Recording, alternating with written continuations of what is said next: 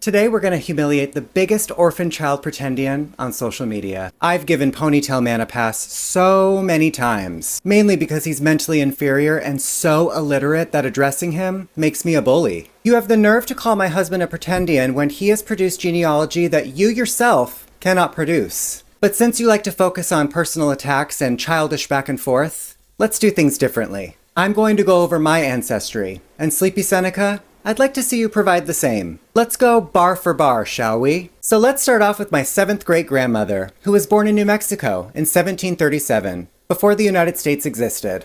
The Vaca family and name is indigenous to the Americas, with origins in the 1600s. Primary historical documents show that many independent indigenous households carried the Vaca name. For instance, there are land grant records from 1750 that show a prominent petitioner and head of household explicitly documented as Francisco Vaca, who is identified as Apache. The Vaca surname across New Mexico is deeply tied to the region's indigenous populations, which are detribalized Native Americans from tribes like the Apache, Navajo, Comanche, and Pawnee, something my family has in common with Black Americans. They too were detribalized. Next up is my 9th great-grandmother, who was also born in New Mexico in 1672. She has mestizo indigenous American ancestry. Biologically and ancestrally, anyone labeled as mestizo possesses deep, undeniable indigenous lineage.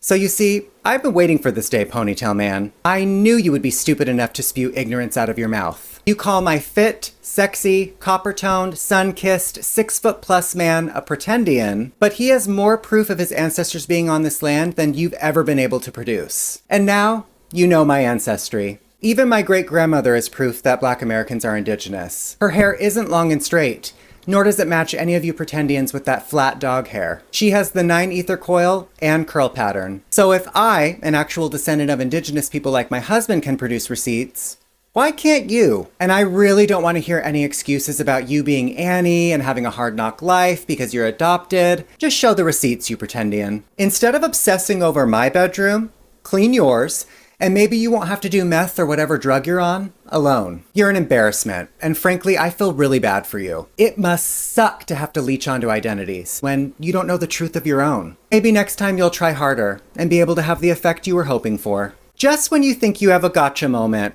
I'm sitting around the corner with an even bigger one. Now go pick your face up off the ground. I'm finally done with it. I bet you had no idea I was indigenous, did you? Well, now you know. Thank you for watching and creating that dumbass video. Now, go do your genealogy and show these people that you're an Eskimo. Tell the truth and shame the devil that lives inside that bottle of alcohol you use as